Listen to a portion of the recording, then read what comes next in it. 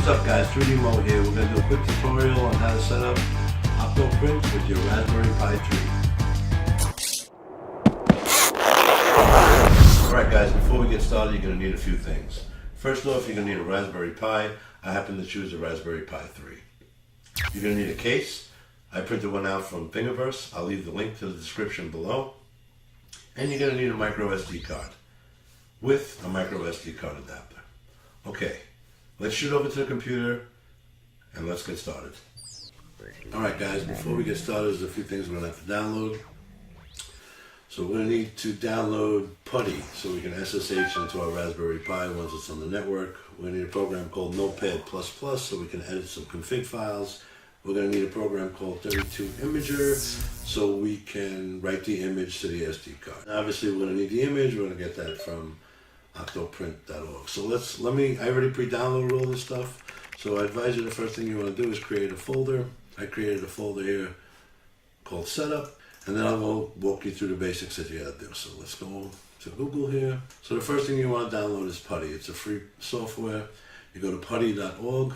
Mind you, I'll leave all links to all the websites we're going to be using in this video in this description below. So don't worry about it. We're going to download Putty, which I already did. So you're going to click download, you're going to download Putty. Okay.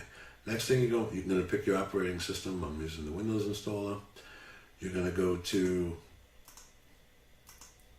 SourceForge, I believe I used. You're going to download Win32 Disk Imager, SourceForge.net. You're going to download that. It's going to take you to another page. You either use the direct link or the mirror, or just wait. And then we're going to go to OctoPrint, and we're going to download the latest and greatest version, stable. So I'm using OctoPi 0.14. You're going to click download. You're going to download that. Let me just cancel that. And you're going to have to go to Notepad++. I believe it's notepad++.com or something like that. We'll see. Yes, so it's notepad-plus-plus.org. You're going to download the newest version. Once you get that all downloaded, this is what you need to do. So the first thing you're going to want to do is take your SD card that you purchased and you're going to plug it into your PC. Okay. I must have unplugged it so many times. You want to find it in your drop-down menu in your Windows Explorer. You want to right-click on it and you're going to want to format it. I recommend not doing a quick format. You can if you like. It worked for me. But let's just format it regularly. So you're going to hit OK. You're going to format your drive. Takes a little longer to do it this way than to do a quick format, so we'll go ahead and wait for that.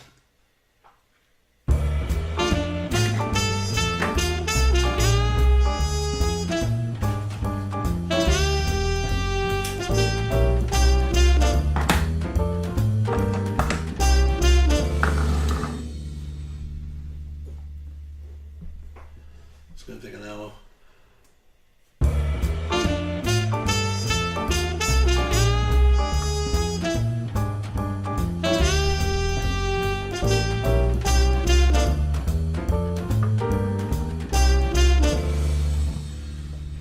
Okay, now that that's done, the next thing you're going to want to go do is open up Win32 Disk Imager. So we're going to open that up. We're going to click yes to allow it. You're going to want to browse to our setup folder on a desktop. Let's go to desktop, setup. We're going to click on our image file. We're going to click open. Make sure that this is the correct device. When you format your drive, make sure you have the right drive letter because you don't want to obviously write this image to something else. So mine is drive E. Let's just verify that. We verify that by going down. So this is my USB drive. So you're going to click write. You're going to click yes. It's going to go ahead and write the image now onto the SD card.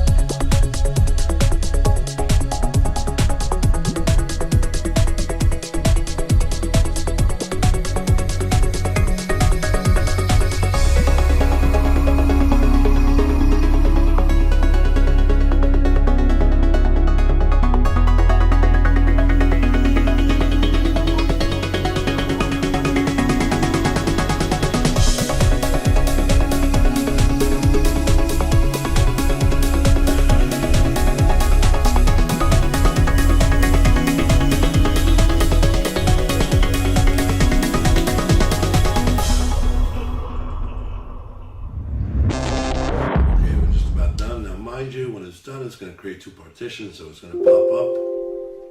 Once you click OK, here we go. It's going to pop up stating that you need to format this drive because it created two new partitions, one called boot and another one, I'm sorry, it just creates one, yeah, and another one that's just the USB drive. So make sure you don't format it again. So you're going to hit cancel, and hit OK, and hit exit. The next thing you're going to want to go do is we need to configure the file so we can get our Raspberry Pi on the network. So you're going to want to go into Notepad++. I already had it open. Let's go to File, Open. Let's go to our boot drive. Let's scroll down. The file that we're going to be changing is octopi-network.txt. We're going to open that.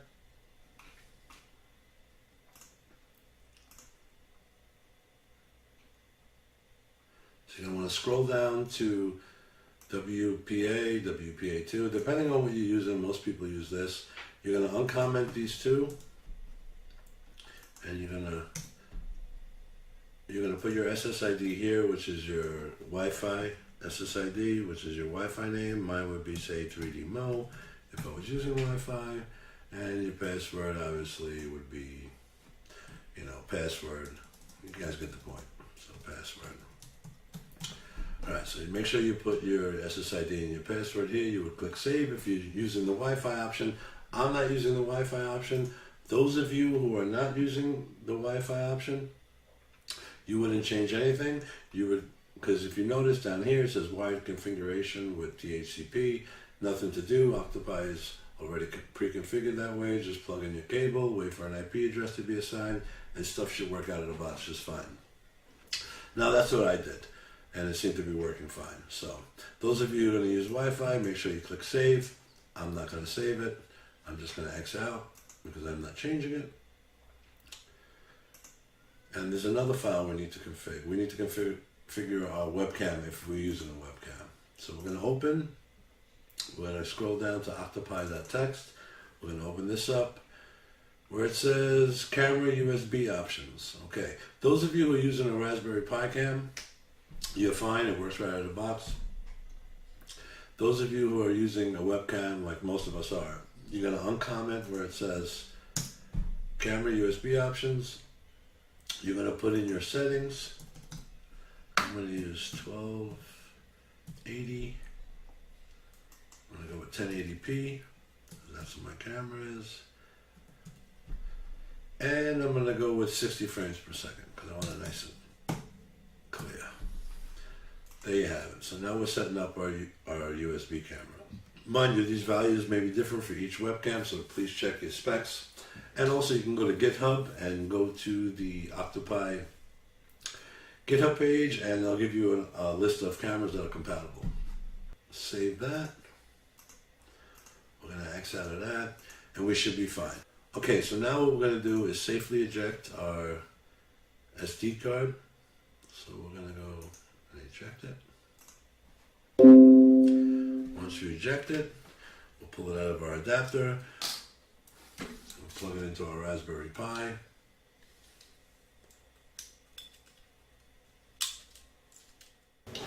Alright guys, so the next thing you're going to want to go do is you want to go to your router. So what I'm going to do is go to my router. Let me log in.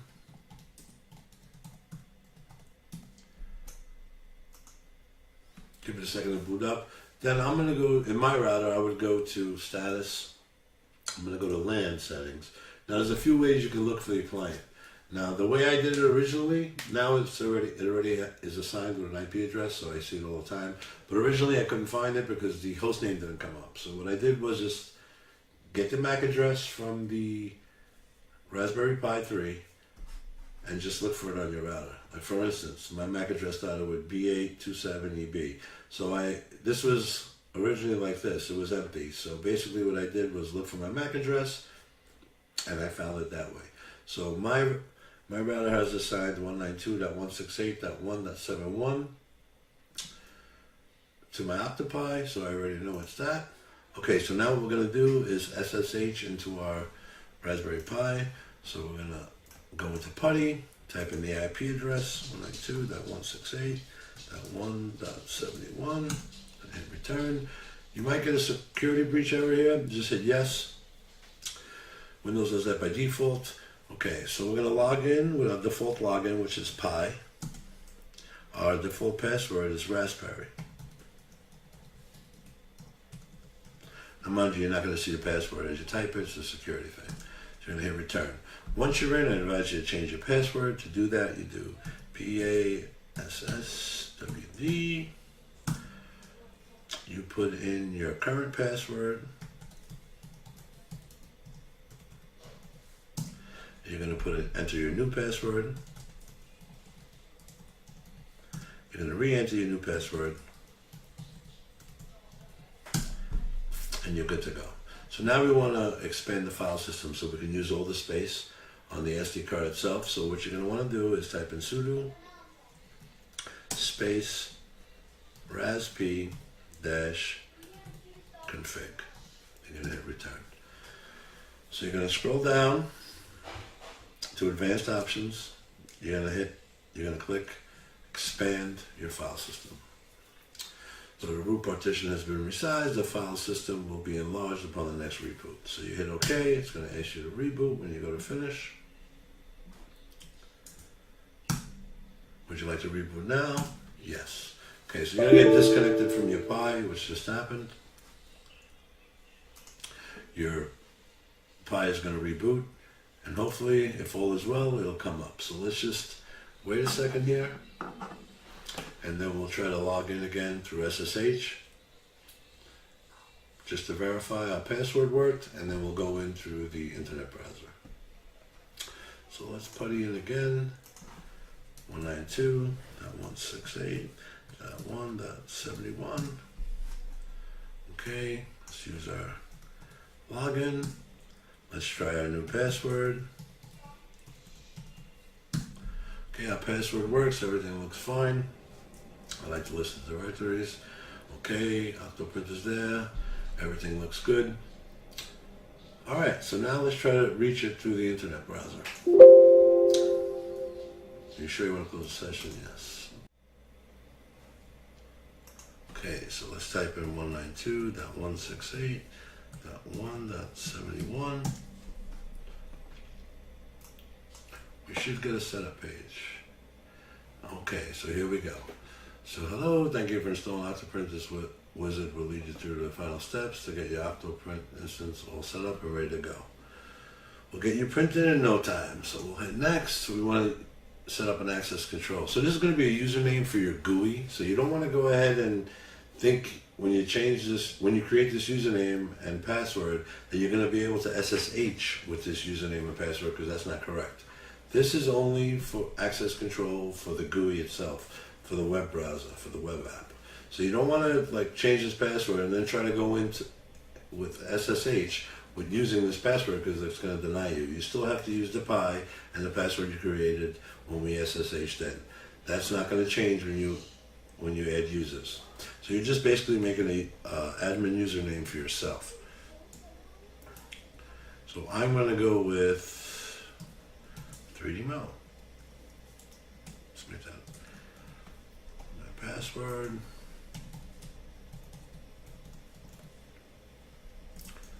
Retype my password. I would keep access control enabled.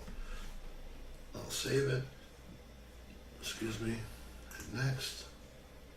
Okay, so if you're using Cura and you have a profile set up, I don't use Cura, you'll simplify 3D. You can import your profile. I'm just going to skip this step, so I hit next. Okay, so your default printer, I'm going to use my CR-10. Oh, it is a generic rep printer, so you don't want to change that. You're going to put your print volume in. I like my origin center.